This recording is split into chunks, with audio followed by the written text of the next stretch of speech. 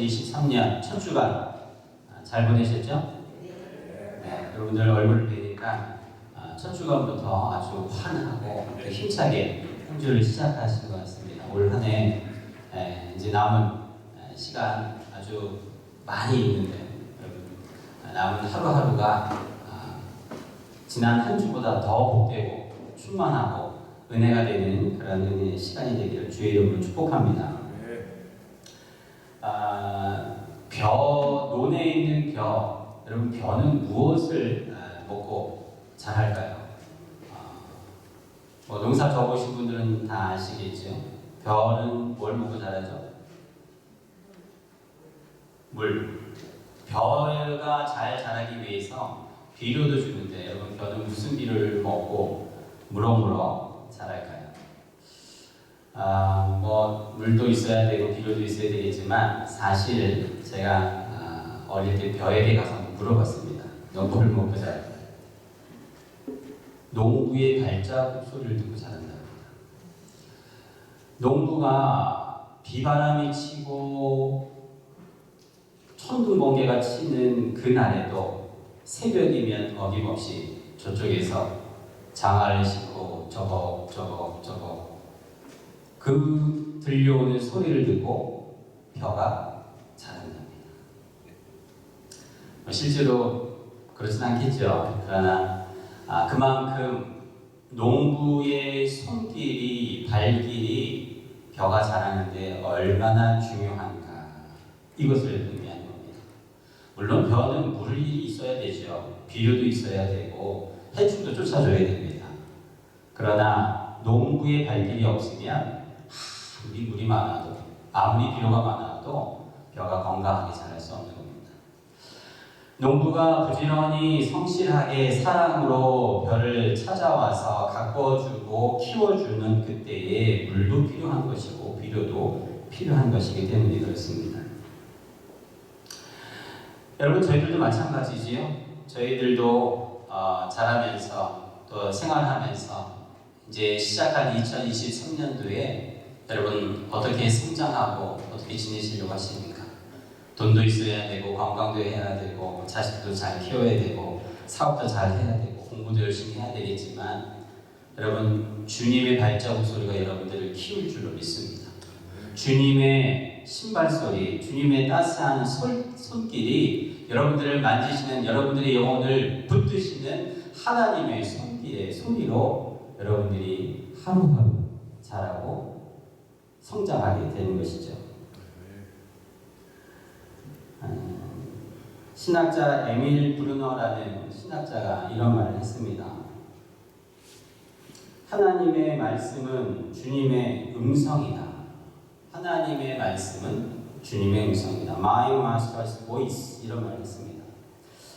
지금은 없지만 옛날에 추금기라는 것이 있었습니다. 이 추금기, 특히 이제 미국이나 북미에서 나오는 이런 추금기들을 보면요. 그 추금기 옆에 그 회사의 로고가 쓰여 있었는데 어떤 로고냐면 개 한 마리가 그 추금기에다가 귀를 대고 있는 그런 모습이 아마 옛날에 잘 사셨던 분들 추금기 있으신 분들 아마 그런 그림을 한번 보셨는지도 모르겠습니다.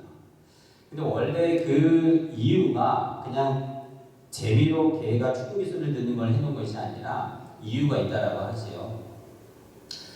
이 개를 무척이나 사랑했던 주인이 세상을 떠나고 없자 이 주인이 평소에 추금기를 통해서 본인의 목소리를 녹음해놨다고 합니다. 그 주인을 너무나 사랑하고 따랐던 이 개가 주인이 죽고 나서 없어지자 매일매일 어디선가 주인의 음성이 들리는데 보이지는 않는 거예요. 근데 어디서 나는가 봤더니 추금기에서 주인의 목소리가 들리더랍니다. 그래서 밤이고 낮이고 그 추금기 앞에 가서 귀를 이렇게 대고 주인의 목소리를 나오는 것을 들었다는 거예요. 이 모습을 본 추금기 회사 사장이 그 착안해서 그 로고를 그 추금기에다가 만들어냈어요. 요즘에는 음질이 좋고 아무런 노이즈도 없지만 옛날 추금기 여러분 막 자국도 많고 불안전하지 않습니까? 그런데도 이 개가 꿈쩍하지 않고 그 추금기에다 귀를 대고 그 주인의 소리를 계속 듣는 그 모습을 보고 보는 사람이 마음의 감동을 받았던 것입니다. 그래서 그 출애굽기 상표의 이름이 주인의 음성, His Master's Voice라는 그 상표로 출애굽기를 팔았다고 해요. 옛날에 그 출애굽기가 녹음 상태도 안 좋고 잡음이 많아도 그 개는 주인의 소리에 귀를 기울이는 것입니다. 니퍼라고 알려진 이 개, 잡음에는 관심이 없었습니다. 소리가 작게 들려도 상관이 없었어요. 사랑하는 주인의 목소리가 세미하게 그 출애굽기에서 들려오는 오로지 그 한 곳에만 집중하며 귀를 기울였던 것입니다. 2023년 가서 제자 삼으라라는 표로 저희가 한 해를 출발했습니다. 지난 주일에 너는 나를 따르라라는 주님의 음성을 듣는 한 해가 됩시다 이런 말씀을 드렸는데요. 여러분 이 출애굽기 앞에 있는 주인의 목소리에 귀를 기울이는 이 개와 같이 여러분 이 한 해 오직 주님의 음성에 세밀한 그 음성에 귀를 기울이는 여러분 모두가 되기를 주의 이름으로 축복합니다. 아침부터 개를 오늘 올해가 토끼인데 개에 대한 얘기를 하게 되네요. 근데 살펴보면 개만큼도 사실은 저희들이 배울 점이 많이 있는 동물도 이렇게 많지가 않은 것 같습니다. 이 주인의 목소리에 귀를 기울인 개와 같이 어떤 목사님이 이런 얘기를 했어요. 나는 개 같은 목사가 되고 싶다. 이유가 있습니다. 이분이 이런 얘기를 들려주세요. 본인이 옛날에 신고하던 한 동네에서 이런 일이 있었다라고 합니다. 복날에 대해서 주인이 자기가 키우던 개를 이제 잡으려고 묶어가지고 공터로 끌고 나가서 아주 옛날에, 지금은 그런 일이 없습니다.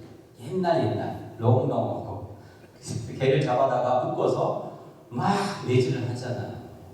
뭐 전 잘 모르지만 막 두드려 패고 했습니다. 먹으려고. 근데 이 개가 발버둥 치고 너무 고통스러우니까 발버둥 치다가 끈이 풀려가지고 그만 도망가 버렸어요. 아니 동네 사람들 모아놓고 복날에 보이신을 하려고 했었는데 다 망쳐버린 거죠. 씩씩거리고 이 주인이 집에 문을 열고 들어왔는데 잡아먹으려고 했던 두드려 팼던 그 개가 그 집 마당에 돌아와 있는 겁니다.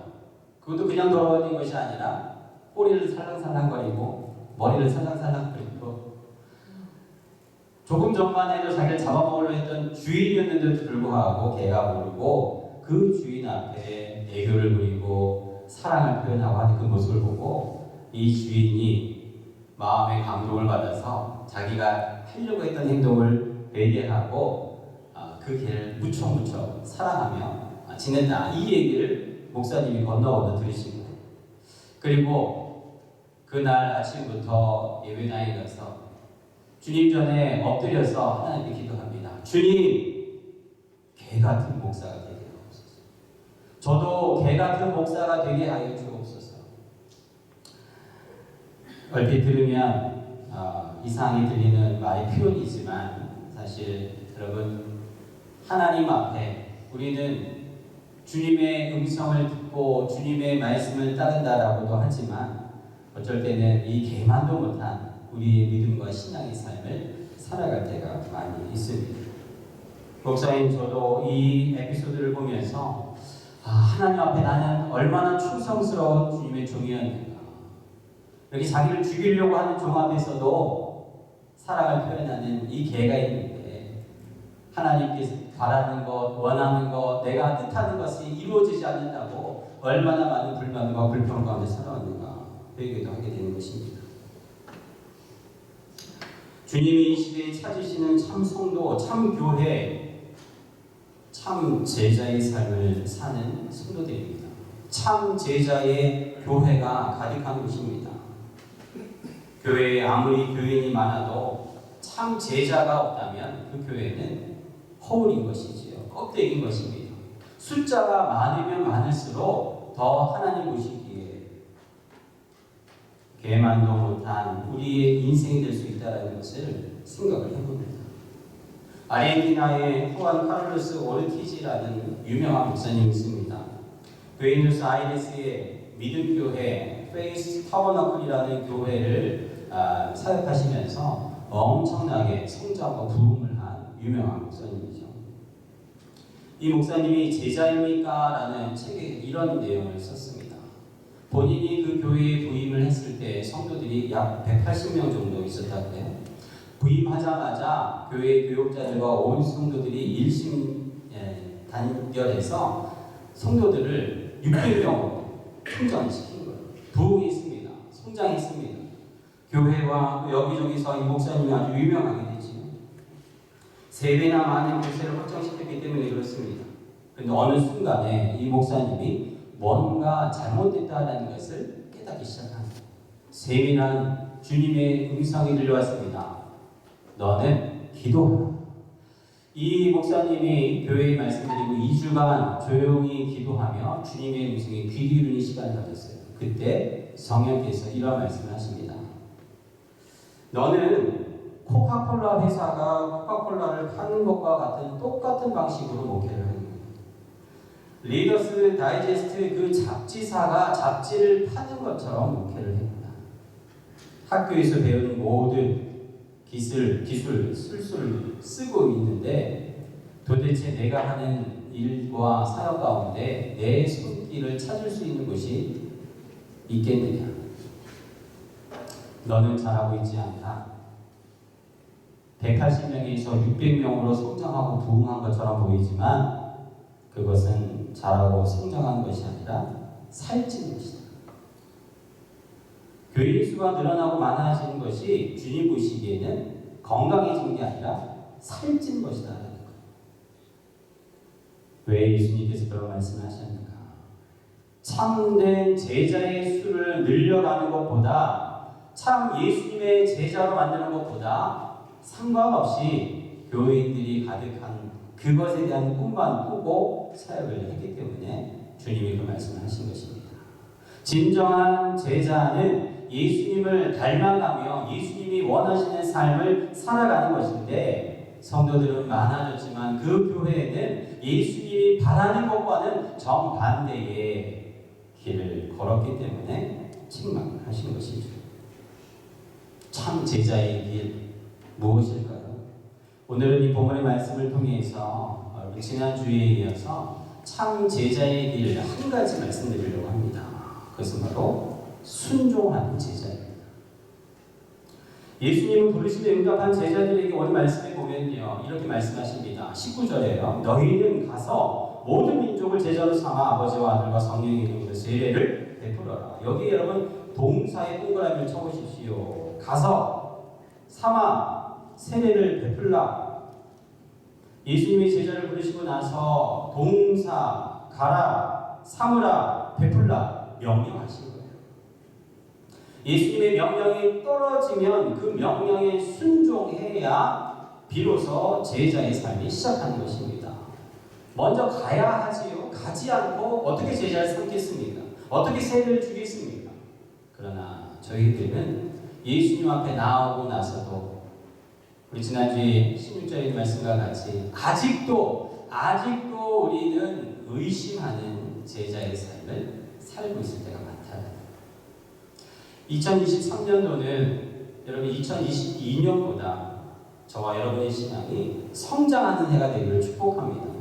작년에는 아직도에 머물러 있었지만 이 올해는 주님이 말씀하시는 이 명령에 순종해서 가는 해가 되기를 축복하고요. 삼는 해가 되기를 축복하고 세례를 베푸는 여러분의 사역과 삶의 신앙에 진전이 있는 한 해가 되기를 축복합니다. 데이비드 왓슨은 제자도라는 그의 책에서 이런 말을 했습니다. 내적인 신앙은 반드시 외적인 순종을 동반한다. 내 안에 있는 신앙, 나는 하나님을 믿고 사랑하고 나는 신앙이 있습니다 라는 내적인 신앙이 있는 사람, 진실된 신앙은 반드시 외적인 순종의 모습이 있다는 것입니다. 아직도 의심하는 제자들, 내적으로는 예수님을 알고 예수님을 믿는다라고 말할 수도 있었습니다. 그러나 그들에게 필요한 것은 외적인 순종, 가라 하실 때 가는 순종이 따라와야 하는 것입니다. 이 시대에 믿음으로 부르는 사람들은 참 많이 있습니다. 교회 다니는 사람이 얼마나 많습니까? 그러나 그 부르심 앞에 순종으로 하나님 앞에 나아가는 참 제자가 많지 않다는 것을 주님이 한탄하시고 순종 없는 믿음을 책망하십니다. 마태복음 7장 21절에 나더러 주여 주여 하는 자마다 다 천국에 들어갈 것이 아니요 다만 하늘에 계신 내 아버지의 뜻대로 행하는 자라야 들어가리라. 누가복음 6장 46절에 너희는 나를 불러 주여 주여 하면서도 어찌하여 내가 말하는 것을 행하지 아니하느냐 책망하십니다. 그런데 여러분 자세히 보면요, 순종 없는 믿음은 참 믿음이 아닙니다. 케이크 캐머런은 이것을 다른 말로 표현했지요. 믿기 어렵다는 것, 이것은 순종하기 어렵다는 것이다. 믿기 어렵다라는 것, 이것은 순종하기 어렵다는 것. 믿음과 순종이 따로가 별개가 아니라 하나라는 것입니다. 믿음 있다라는 말은 나는 순종하고 있다라는 말이다라는 것이죠. 결국은 하나님 앞에 순종한다라는 거, 나를 죽여야만 가능한 것입니다. 본헤퍼 목사님께서 이런 말을 했어요. 그리스도께서 우리를 부르실 때 그 부르심은 죽으라고 부르신 것이다. 무엇에 죽는 것일까? 우리 육신이 쳐서 하나님 앞에 죽는 것, 포기하고 헌신하는 것도 의미하지만 오늘은 무엇보다 내 교만과 자존심을 십자가에 못 박으라는 것입니다. 행복한 교회는요, 복된 교회는 이렇게 주님 앞에 내 자존심과 교만을 십자가에 못 박고 하나님 앞에 순종하는 성도, 참 제자가 많은 교회가 행복한 교회입니다. 참 제자가 많은 교회가 복된 교회입니다. 여러분, 우리가 신앙생활 해왔던 교회, 여러분 어떠신지요? 참 제자의 길을 걷는 분들 만나기 쉽지 않았을 것입니다. 이분들은요, 참 제자는 만나면 먼저 고개를 숙이는 분입니다. 이분들은요, 이 제자들은 섬김이 몸에 배어서 늘 본을 보여주시는 분이에요. 겸손하기 때문이죠. 자존심과 교만을 매일매일 십자가에 못 박고 자신을 쳐서 하나님 앞에 복종하고 사람들 앞에 복종하는 그것이 습관이 되어 있기 때문에 그렇습니다. 지난 한 주간 아침 특별 예배를 드린 여러분, 민수기 말씀을 함께 나눴습니다. 민수기 4장 말씀에 보면 이런 내용 나오죠. 레위 자손의 세 지파, 세 아들입니다. 고핫과 게르손과 무라리 자손이 세 지파가 돼서 제사장을 놓아서 성소에서 성막에서 일을 합니다. 이 세 사람들 중에서 고핫 자손이 제사장과 가장 가깝게 일을 하죠. 성수에 관련된 일을 합니다. 다른 자손들은 성막을 덮는 무거운 덮개를 나르기도 하고 펴기도 하며 힘들어요. 그러나 고핫 자손은 아주 가까운 성소 가까이에서 일을 하기 때문에 성소 안을 들여다볼 수도 있고 원하면 성물을 만져볼 수도 있습니다. 그러나 하나님께서 그것을 보거나 만지면 죽는다라고 경고하셨죠. 이러한 잘못된 사단이 언제 일어나죠? 민수기 16장에 보면은 고핫 자손들 가운데 고라라는 사람이 태어나고 이 사람을 중심으로 모세와 아론을 대항하고 대적하는 아주 하나님께서 화를 내시는 일이 일어납니다.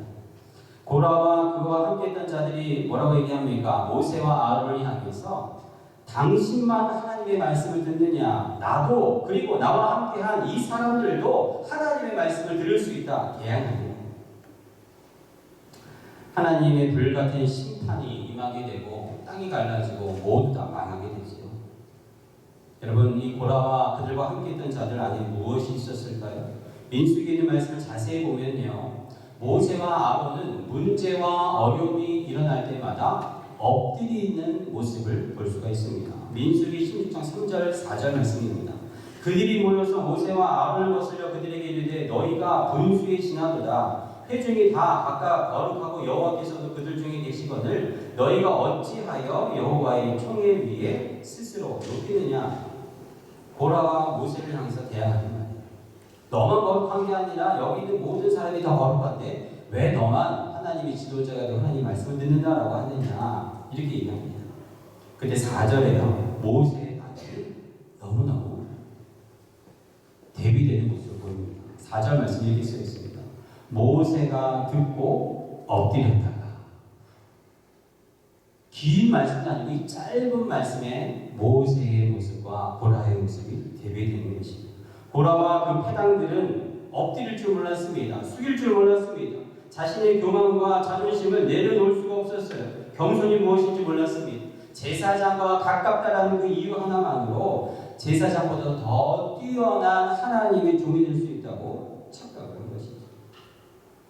스스로 높아져서 하나님 말씀을 업신여기고 불순종의 길을 들어섰다가 하나님의 불심판을 받은 것입니다. 그러나 모세는 이 고라와 이들이 대항하는 그 순간에 아무 말도 하지 않고 하나님 앞에 엎드립니다. 하나님 앞에 엎드려 하나님께서 행하심을 내려놓은 것입니다. 그 이후에도 모세와 아론은 이러한 어려움들이 일어날 때마다, 자신을 거스르는 일들이 일어날 때마다 하나님과 사람들 앞에 겸손히 엎드리는 모습을 보게 됩니다.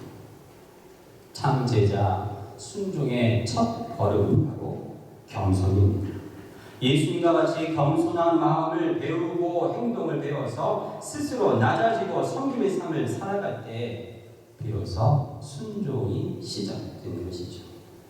2023년 온전한 제자, 참 제자가 되기 위해 겸손히 우리 본을 보이신 예수님의 삶을 따라가는 여러분 되시기를 축복합니다. 예수님은 제자들에게 너는 나를 예배하라 이런 말씀하신 적이 없어요. 너는 나를 존경하라. 너희의 물질을, 돈을 나에게 바쳐라. 나에게 영광을 돌려라. 이런 요구를 하지 않으셨습니다. 그러나 예수님 제자들이 이렇게 말씀하셨죠. 너는 겸손히 나를 따르라. 겸손히 듣고 따르지 않으면 어떻게 제자의 길을, 참 제자의 길로 들어설 수 있을까요? 불가능한 것입니다. 여러분 잘 아시는 것처럼 한 부자가 청년이 예수님에게 찾아와서 어떻게 하면 영생을 얻을 수 있습니까? 마태복음 19장에 질문하는 내용을 여러분 아시죠? 그때 예수님께서 이런 말씀을 하십니다. 모세의 율법을 다 지켜요. 그때 이 청년이 다 지켰습니다. 그래서 예수님께서 네가 가지고 있는 재산을 다 팔아 가난한 자들에게 주고 너는 나를 따르라. 이때 이 청년이 어떻게 합니까? 고민하고 돌아가지요. 이 똑같은 본문의 말씀이 마가복음 10장에도 나옵니다. 누가복음 18장에도 나오죠. 그 같은 본문에 보면요, 이 청년은 고위 관리로 나옵니다. 아주 부유한 청년으로 나와요.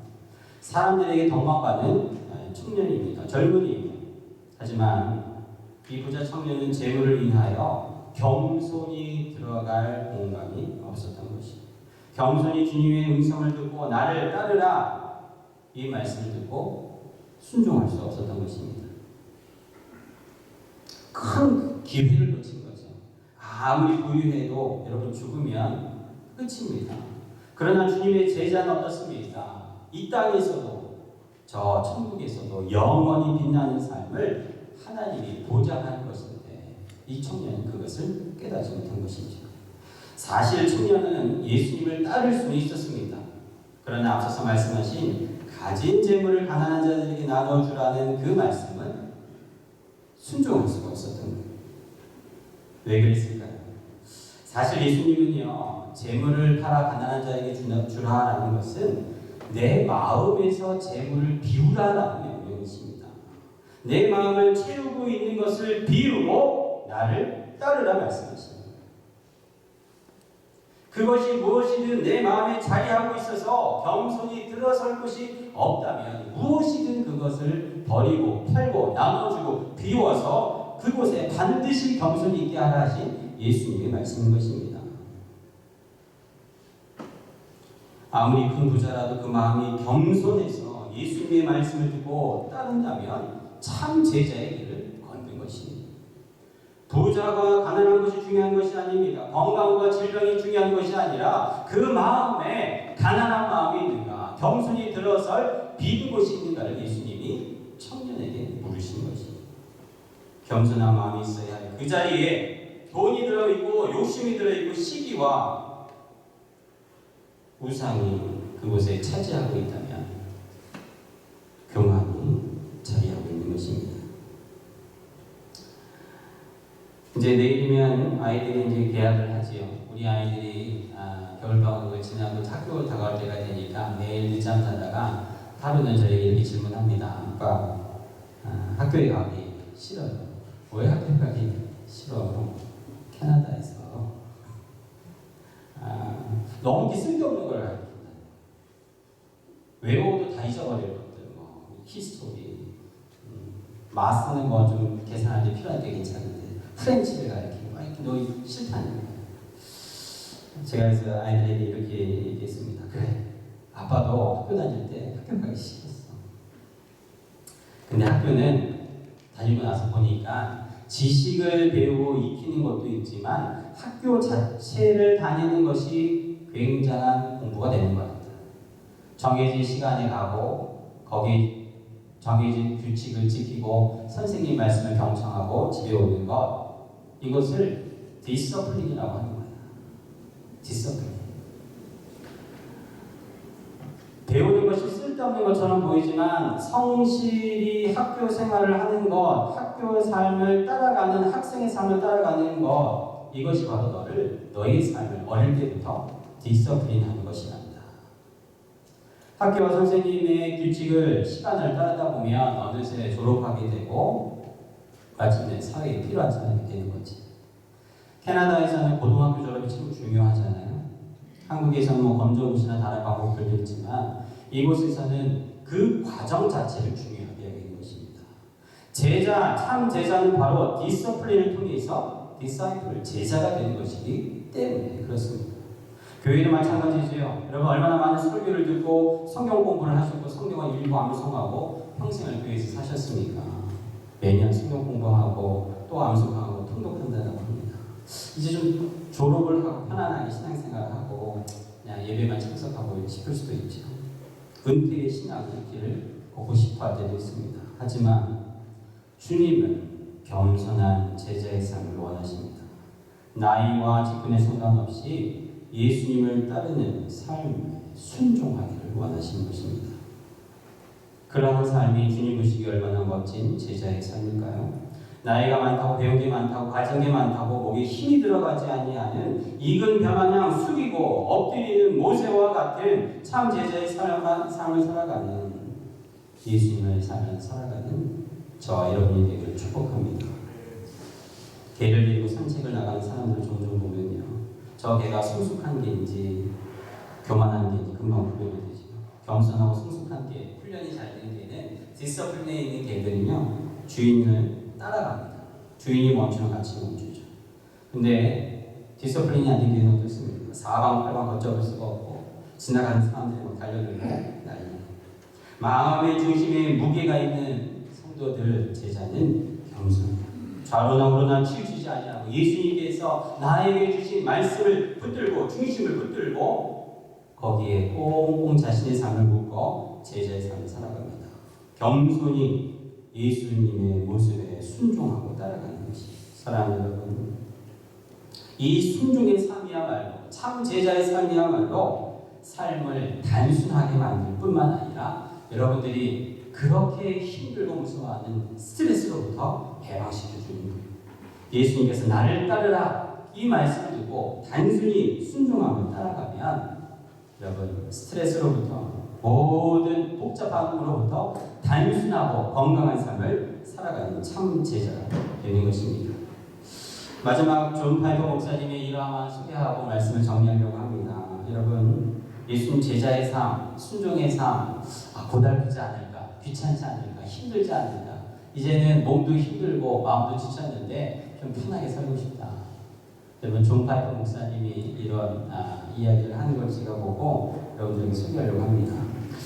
요한복음 21장 18절 22절 말씀에 보면 너는 나를 따르라라는 주제의 말씀이 있죠. 존 파이퍼 목사님이 이 말씀을 묵상하다가 마음에 쉼을 얻었다라는 고백입니다. 굉장히 유명한 목사님이죠. 책도 많이 쓰고 여기저기 강연도 많이 하시는 분입니다. 그래서 늘 마음 가운데 고민이 있습니다. 더 잘해, 더 책이 많이 팔리고 더 하나님 앞에 사람들 앞에 인정받고 축복받는 그런 인생을 살아야 하시는 은근히 인간적인 마음이 늘 마음에 있어서 그것이 늘 자신을 힘들게 했다라는 거예요. 그러나 요한복음 21장 18절 22절 이 말씀 여러분 잘 아시는 것처럼 베드로가 자기의 삶의 끝이 어떻게 될까 예수님이 듣고 나서 비참하게 십자가에 거꾸로 달려 순교하게 될 것을 듣고 난 다음에 주님 사랑하시는 제자 요한 그는 어떻게 되겠습니까? 이것을 질문하는 대목이에요. 그때 예수님이 뭐라 말씀하시냐면 너와 무슨 상관이 있느냐? 너는 나를 따르라. 이 말씀하시네요. 그래서 조팔 목사님이 그 말씀을 보고 5만 가지의 잡념과 고민과 나를 스트레스받게 하는 모든 것들 하나님 앞에 기도할 때 마치 하나님이 나에게 이렇게 말씀하시는 것 같아요. 그게 너와 무슨 상관이야? 너는 나를 따르라. 그랬더니 자기가 노트에 이렇게 썼습니다. 존 파이퍼 그것이 내게 무슨 상관이 있느냐? 데이비드 웰스 목사가 포스트 모더니즘의 만연한 영향에 대해 너무나도 종합적인 이해를 가지고 있다는 것 이게 너와 무슨 상관이냐? 본인이 고민하는 거예요.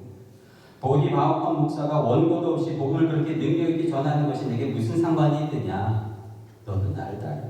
팀 켈러 목사가 복음과 직업 생활 간의 관계를 너무나도 명확하게 보는 탁월한 설교가라는 것 이게 너희가 무슨 상관이냐? 너는 나를 따르라. 마크 데리스폴 목사가 대중문화와 언어와 어리석음에 대해 정통하다는 것 이게 너와 무슨 상관이 있느냐? 너는 나를 따르라. 마지막으로 돈 카스 목사가 1년에 500권의 책을 읽고 목회자의 통찰력과 학자의 리뷰와 포괄을 겸비하는 것 이게 너와 무슨 상관이 있느냐? 너는 나를 따르라. 이 말씀으로 자유를 얻는 것입니다. 자기 마음 가운데 알게 모르게 있었던 비교, 경쟁, 의식하는 것 하나님께서는 그걸 원하지 아니하시고 너는 나를 따르라 말씀하십니다. 저에게도 같은 말씀을 하신 것 같습니다. 여러분 주변에 얼마나 이 동네만 해도 한인교들 많지. 올해는 정말 많은 일들도 해야 되고 여러 가지 고민이 많습니다. 페이튼 대학교에 가면요 그 기술사에 이런 짧은 경고가 있다라고 합니다. 사랑하는 것은 비교를 멈추는 것이다. 하나님께서 우리를 사랑하셔서 나를 그 누구와도 비교하지 않습니다. 우리 교회를 그 다른 교회와도 비교하지 않습니다. 그저 주님은 오늘 이 시간에도 저에게 말씀하십니다. 너는 나를 따르라. 말씀을 정리합니다. 참 제자가 많은 교회 여러분 그 교회가 명품 교회입니다. 우리 교회가 이런 교회가 되면 좋겠습니다. 많은 교인들 등록되어 있는 많이 이렇게 모이고 부흥하는 것도 중요하지만 언제든지 주님이 나의 삶을 요구하시면 나를 따르라 말씀하시면 베드로가 배와 그물을 내려놓고 예수님을 따라간 것처럼 그러나 많은 것을 가진 부자 청년이 고민하며 돌아가지 아니하며 예수님을 따라갈 수 있는 그런 성도가 많은 교회가 되면 좋겠습니다. 그 음성을 듣고 오늘도 순종하며 단순한 것 같은 삶이지만 주님 보시기에 정말 파워풀한 제자의 삶을 사는 성도가 많은 주님 마음 캐스턴 교회가 되기를 축복합니다. 목사인 저부터 올해 나를 따르라 라는 주님의 음성을 듣고 묵묵히 겸손히 순종하며 살기를 결단해봅니다.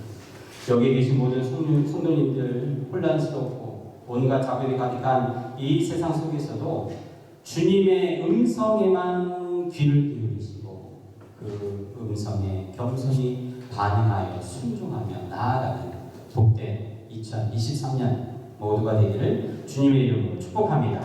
우리 함께 자리에서 일어나셔서 이런 교회 되게 하셔서 찬양하려고 합니다. 예전에 우리 성가대에서 한번 불러드렸는 찬양인데요. 2024년 새 찬양으로 여러분 주보에도 나와 있는 찬양입니다. 같이 배우면서 이 가사의 내용과 같이 주님 우리 교회가 또 내가 이러한 삶을 사는 해가 되게 하옵소서 기도하는 마음으로 함께 찬양하겠습니다.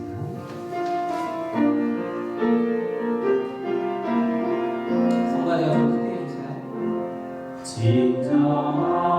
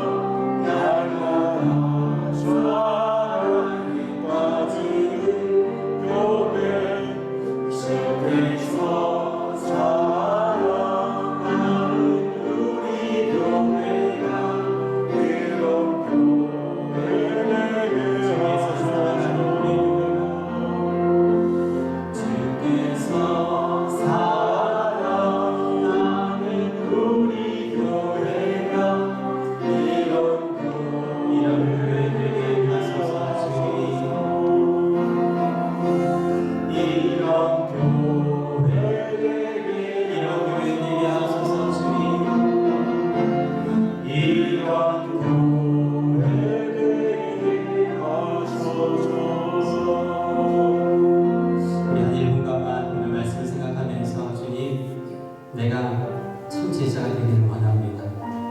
교만하지 않고 겸손하여 순종하여 하나님 앞에 나아가는 2023년 자존심도 교만도 내려놓게 하여 주시고 오직 주님의 승리한 음성에만 귀를 기울여